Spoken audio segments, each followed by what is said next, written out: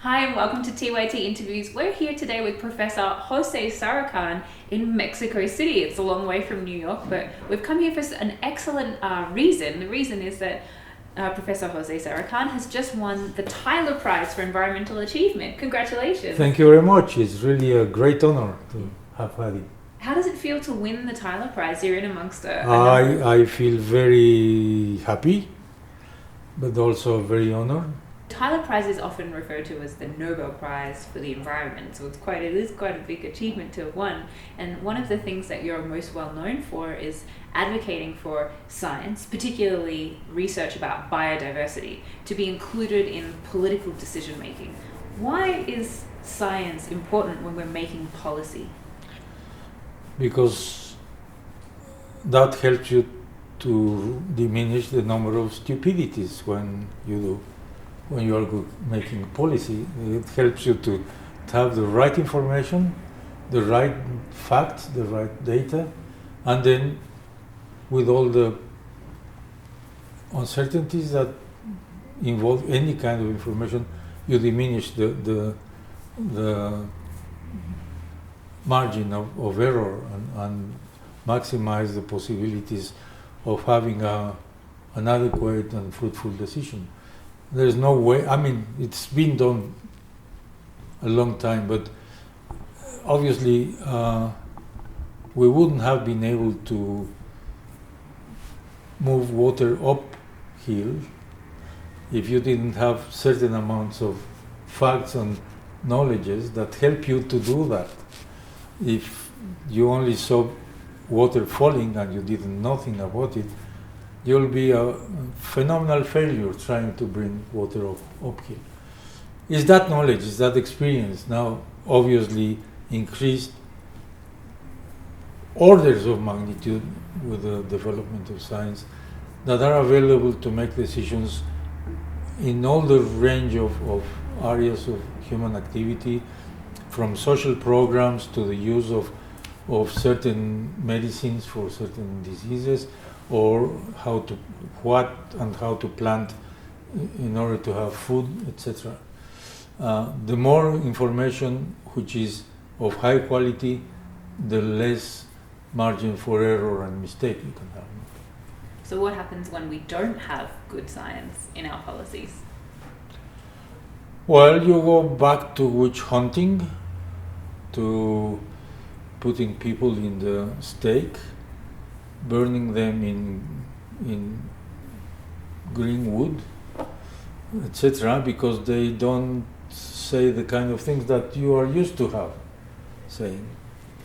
I hope we have gone through those ages already. Sometimes I feel very uneasy because there are signs that seem to sort of push us back to the dark ages, the menace of theocracies and things like that are very, very unsettling. And funnily enough, it's happening when the speed at which we are getting new, better, good, reliable information scientists are producing. A lot of elements that help us to understand our environment, not only our natural environment, our physical environment, but also our social environment, which is as important as the other one. I cannot possibly accept going back to the spaghetti monster and things like that, which really are absolutely out of date. Now, you're fortunate that you're a scientist based in Mexico. If you were a scientist based in the United States right now, when you say that we are headed a little bit backwards when it comes to our respect for science, would you be worried? Yes, I can be worried, because particularly in a country like the US, which has been so much in the vanguard of developments of knowledge, of understanding, of thinking, not only in science but in many other fields. One would feel very worried that infrastructure will be failing, will be harassed, will be caught in some way, or will be even worse than that. It will be corrupted by economic interests into generating a kind of pseudoscience that serves the purposes which are not the well-being and the benefit of society. Fake science. Oh, fake, yeah, all right, fake science, but it's malevolent science, right? The kind of malevolent science that tried to demonstrate that tobacco didn't have any effects on people's health. It was distorted, it was manipulated, and it was presented as science of first quality. Well, that served the purposes of an industry. I am afraid that the power of several of the big corporations have now, the economic power, might start privatizing knowledge that ought to be public and using it for their own benefit and for their own purposes. When I would say, well, I come from a public university, I run a public university, I generated information in a public university, I am directing a public organization that generates information that is used for society. I am certainly biased in this. I cannot accept that the information that is produced with public resources is not made absolutely open to access to every member of society in the society where the resources have been offered. I completely agree, and you're not the only scientist to be concerned about. No, I am sure not. Unfortunately, no. Well, as you know, as we were discussing earlier, the March for Science in Washington, D.C., and in 400 other cities, including this one, Mexico City, is happening on April 22nd. Do you think that scientists should be political, should be marching for respect for science? I think they should be defending the values of science, which is the search for truth, which is difficult to reach, obviously, as we know, to fight for the fact that that knowledge must be used for the benefit of society, of their society, despite that they are producing universal science, and that they ought to be very vocal, expressing their concern and their preoccupation of that something of this happening. The worst scenario that I can have in mind, I'm not going to leave it, I don't think so, but is the fact that you have these huge powers that come from global corporations that run the generation of knowledge for their benefit and not for the benefit of society. That would be the saddest end of human civilization, of humankind, and everything that I think is of great value for people. It's definitely very concerning, and I know that here in Mexico, at least, the president was quite happy to hear that you'd won the Tyler Prize and had a great respect for your work in conservation. In fact, he tweeted you to give his congratulations, which is very nice. I got the Twitter through my son because I don't tweet, but I was very grateful and certainly appreciate. When we were listening to not only the president tweet to you to congratulate you, but to hear all of the interviews that you'd been giving, especially the Mexican press, asking you about the prize that you'd won and your work, we heard a lot of references to Trump. Now, we couldn't understand the whole interview because I don't speak Spanish, unfortunately, but I heard a lot of references to Trump and questions to you about Trump. What sort of things were they asking you? Well, things like the ones you were addressing. What do you think of the way he refers and values science and scientific activities, his views on climate change, etc., whether that will be of concern to us, what should we do in the face of that situation if it continues.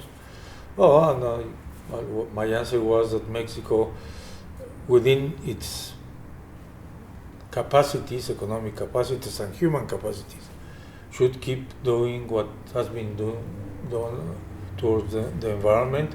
I think Mexico is a good example of what should be done in regards to one part of the problem, which is the knowledge and conservation and management of biodiversity.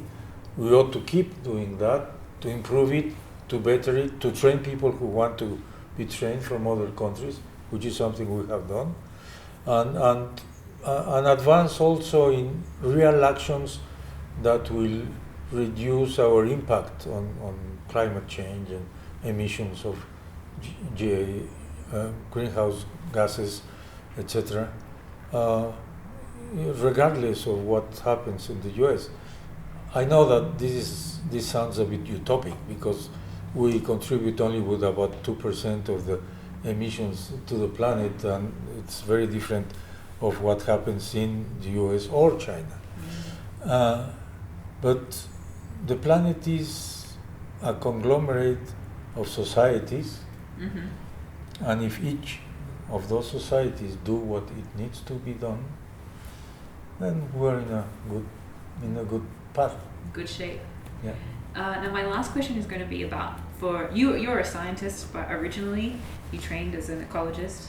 I'm a scientist, and we talk a lot about the role of science in the public and how scientists should be active politically. Yep. But what about non-scientists who believe what you're saying, that it's very important to make good decisions? What should they do? Every time I give about 30 or 40 lectures to the general public every year, because I am a member of something that's called El Colegio Nacional, and one commitment that we have is to give free lectures to people in auditoriums that have free entrance, that there is no requisite to go to these lectures, on the different subjects of the people who are part of this. That goes from philosophy to physics to biology to ethics to all the things. And what I say is that the problems that we have, environmentally speaking, are generated by the behavior of each one of us. Some of us contribute more towards those problems. The majority of us contribute less because they are in that almost 3/5 of the planet that are on very extremely limited conditions, economically, socially, in terms of access to energy. So every one of us has to make an effort to realize what we are doing, to realize if the standard of living or the way of living that we have is really necessary, or we could do it with something far more modest but adequate, in order to really leave the room and leave the space that other people can have this. But it won't come easily. I mean, it's not a space that is floating there around to see who grabs it. We need to have a concerted effort that those spaces that are left are distributed and are made available for those people who don't have it. That's a big challenge, and I think it's the biggest challenge that the animal species called Homo sapiens has had in its barely 200,000 years of existence in this planet, and it has changed it to such a way that I think we have to reflect and say, come on, are we going in the right path? Are we really going to do this? Yeah. And I think the answer is no. We have to change. Well, you wouldn't be the first one to say that, so I hope everyone out there who's watching this takes up the challenge. Absolutely sure, and happy that I'm not the only one. And I think the number of people who think like this is growing, but their conviction has to be made effective and obvious and explicit to their society, to their governance, to their countries, so things start changing. So if you're watching this video, don't leave a comment here below that is speaking to this community. Make it known, make your thoughts known about this issue of biodiversity known to your community and also to Congress and your political representatives, because they're the ones that need to hear it. Well, Professor Sarukhán, thank you so much for joining us on Not TOS at all. Interviews. Thank you very much. And This is the first time I am TYT, and I love the idea. It's really very nice. Well, thank you for joining us. Thank you for the space.